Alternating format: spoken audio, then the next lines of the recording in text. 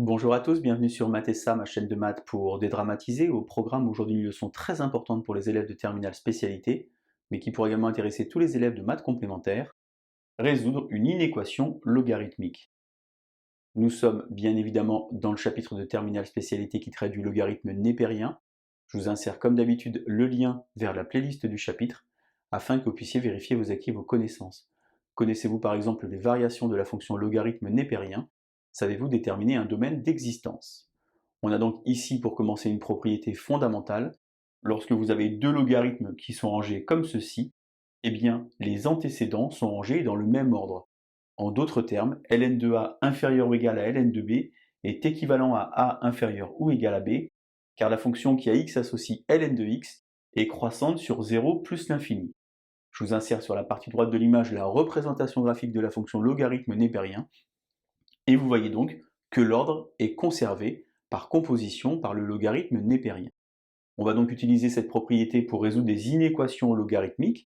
J'ai donc préparé au tableau pour vous 4 exemples. Si vous vous sentez suffisamment à l'aise, je vous invite naturellement à mettre la vidéo en pause, comme d'habitude. Vous allez tenter de faire les 4 exemples préparés pour vous, et on se retrouve évidemment juste après pour la correction. Allez, un brouillon à crayon, et c'est parti. Alors peut-être que vous avez déjà vu une vidéo qui s'intitule « Résoudre une équation logarithmique ». Si ce n'est pas le cas, je vous insère le lien vers cette vidéo, car il y a quelque chose de fondamental à faire avant même de toucher à l'équation ou à l'inéquation aujourd'hui.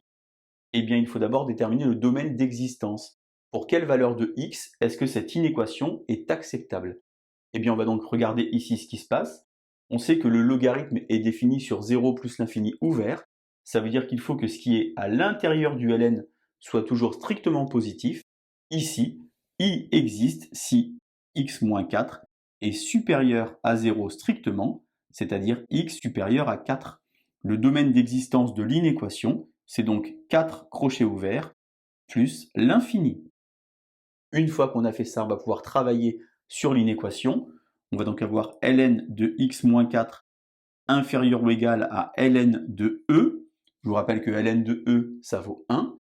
Puisque j'ai maintenant ln inférieur ou égal à ln, eh bien grâce à la propriété, je peux affirmer que c'est pareil que d'avoir x-4 inférieur ou égal à e, en d'autres termes, x inférieur ou égal à 4 plus e. Je vous déconseille d'écrire e plus 4, car vous pourriez penser éventuellement que le 4 se situe à l'exposant. On va donc tracer ici une représentation graphique de la situation. D'abord, j'ai le domaine d'existence, j'ai donc mon 4 qui est ici. Vous voyez, j'ai de 4 jusqu'à plus l'infini, comme ceci. Je prends par exemple une deuxième couleur pour poser les solutions de mon inéquation. Je veux donc les nombres qui sont plus petits que 4 plus e. Je pose ici 4 plus e, comme ceci. Et donc je veux ces nombres-là. Vous remarquez que les crochets ne sont pas posés dans le même sens, car le ln est naturellement ici strictement positif, c'est-à-dire au-dessus de 4, tandis que j'accepte éventuellement de prendre 4 plus e.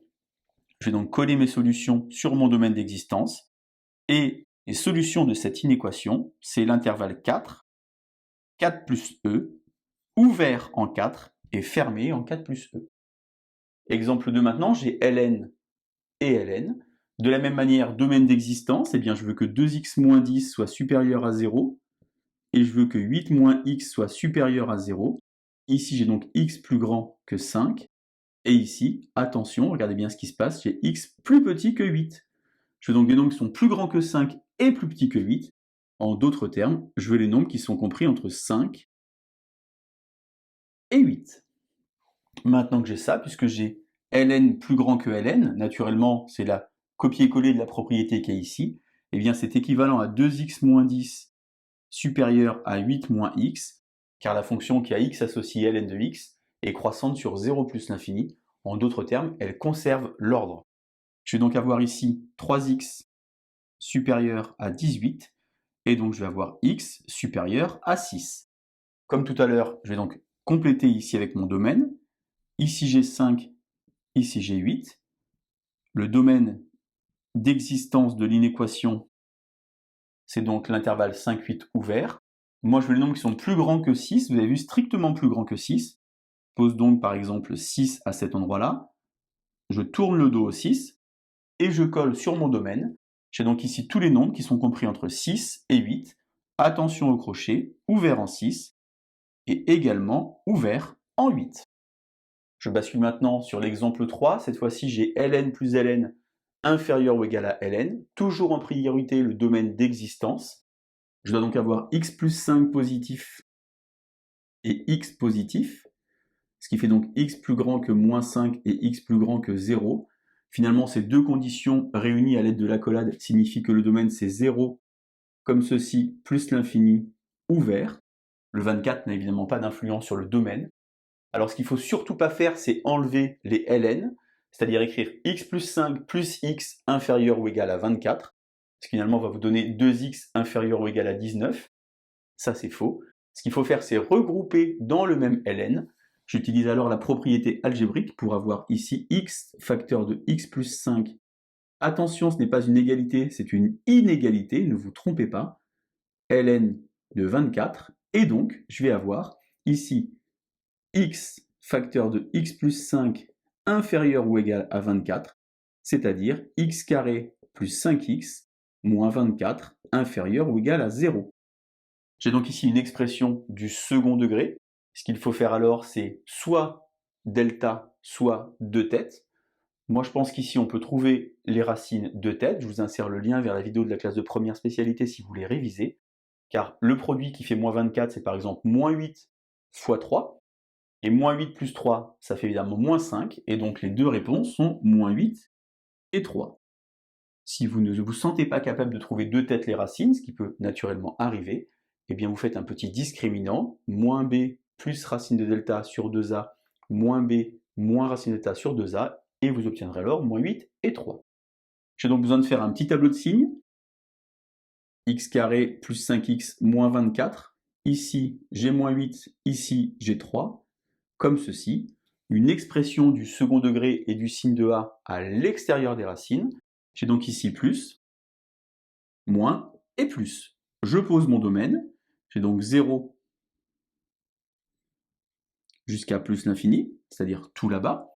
Ici, j'ai les réponses que je souhaite, c'est-à-dire les nombres qui sont inférieurs ou égaux à 0, négatifs, entre moins 8 et 3. Attention au crochet. J'ai donc ici moins 8, et ici 3, comme ceci. Je fais alors l'intersection, et je me rends compte que la réponse qui va me convenir, c'est donc 2 0 jusqu'à 3, 0 ouvert, 3 fermé. Alors depuis le début, j'insiste sur le fait de d'abord faire le domaine d'existence avant de toucher à l'inéquation. J'ai mis ici dans l'exemple 4 quelque chose qui ressemble à ça, et vous allez voir finalement que le domaine ne va pas être le même, et donc la solution ne sera pas la même. Ici, l'inéquation existe si x facteur de x plus 5 est positif, et ici naturellement 24 positif dont je parlais tout à l'heure. J'ai donc ici une expression du second degré. X facteur de x plus 5, c'est donc comme si j'avais x carré plus 5x, quelque chose de la forme ax2 plus bx plus c, qui est donc positif à l'extérieur des racines. Les racines ici, c'est évidemment 0 et moins 5. J'ai donc de moins l'infini jusqu'à moins 5 ouvert, union de 0 jusqu'à plus l'infini. Et vous voyez finalement que les deux inéquations qui se ressemblent fortement, eh bien, n'ont pas le même domaine d'existence. J'ai rajouté ici un petit morceau qui vient là, en complément de celui-ci. Naturellement, l'inéquation qui est là correspond à celle-ci, c'est-à-dire que c'est pareil que si j'avais x carré plus 5x moins 24 inférieur ou égal à 0. J'ai évidemment les mêmes racines. Je vais donc coller mon domaine. J'ai donc ici moins 5 et ici 0. Crochet ouvert. Crochet ouvert. Je colle alors les solutions qui sont les mêmes que tout à l'heure, c'est-à-dire moins 8 et 3. Moins 8 est ici. 3 est ici. Je veux donc ici tous les nombres qui sont entre moins 8 et 3, comme ceci. Et vous vous rendez compte alors que les solutions de l'inéquation, eh bien, ce n'est pas uniquement 0,3 que je retrouve à cet endroit-là, mais c'est également moins 8 jusqu'à moins 5. Attention, crochet ouvert en moins 5. Union, 0, 3.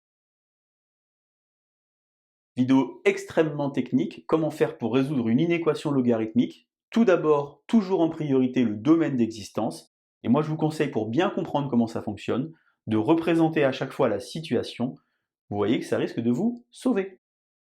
Allez, je vous laisse vous entraîner et je vous dis à bientôt sur Matessa. Bonne journée!